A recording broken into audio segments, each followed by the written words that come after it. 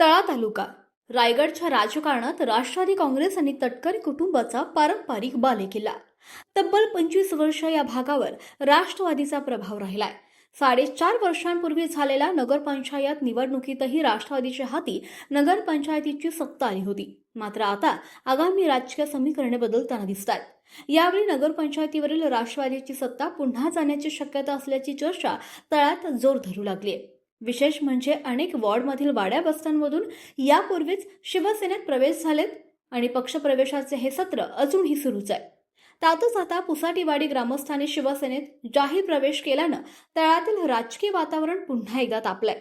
रायगड जिल्ह्याचे पालकमंत्री भरत शेठ गोगावले यांच्या कार्यप्रणालीवर विश्वास ठेवत आणि युवा नेतृत्व विकास शेठ गोगावले यांच्या मार्गदर्शनाखाली हा पक्षप्रवेश सोहळा पार पडला.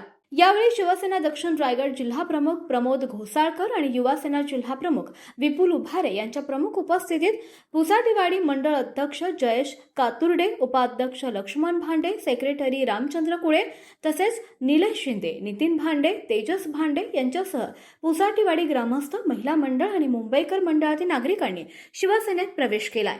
यावेळी तळा तालुका प्रमुख प्रद्युम्न ढसाळ, जिल्हा कोअर कमिटी सदस्य लीलाधर खातू, शहर प्रमुख राकेश वडके तसंच नगरसेवक, नगरसेविका आणि तळा तालुक्यातील शिवसेना पदाधिकारी आणि कार्यकर्ते मोठ्या संख्येने उपस्थित होते. विशेष म्हणजे तळा नगरपंचायतीतील सध्याचे नगरसेवक राष्ट्रवादी काँग्रेसचे असतानाच गावागावातून शिवसेनेकडे वाढणारा राजकीय कल चर्चेचा विषय ठरतोय. एकीकडे तटकरे कुटुंबाचा पारंपरिक बालेकिल्ला तर दुसरीकडे शिवसेनेकडून सुरू असलेल्या पक्षप्रवेशाचं हे सत्र. त्यामुळे आता तळाच्या राजकारणात एकच प्रश्न चर्चेत आहे. यावेळी बाजी पलटणार आणि शिवसेनेच्या वाढत्या ताकदीमुळे तळाच्या राजकीय सत्तेचं समीकरण बदलणार. परंतु या सगळ्यांचं उत्तर आगामी निवडणुकीतच मिळणार आहे. तुम्ही पाहत आहात विस्टा न्यूज मराठी.